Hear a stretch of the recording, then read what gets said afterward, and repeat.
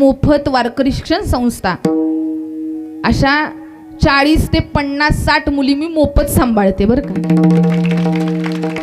म्हणजे महाराज सगळं पैशासाठी करतात. आणि मुलींना विचारा, असेच नाही, 2009 पासून आपली संस्था चालू आहे आणि तेव्हापासून मोफत आज तागायत संस्था चालू आहे.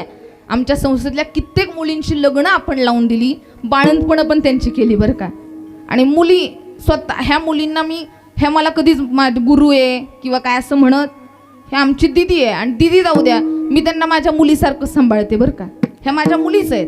असंच आमच्या जर आश्रमातल्या भरपूर मुली कीर्तनं करून बाहेर गेल्या, त्यांची मुलं, झालेली मुलं आम्हाला रोज व्हॉट्सअपला कॉल करतात, व्हिडिओ कॉल. आम्हाला माऊसोबत बोलायचे, आमच्या आई वडिलांना आजी आजोबा म्हणतात.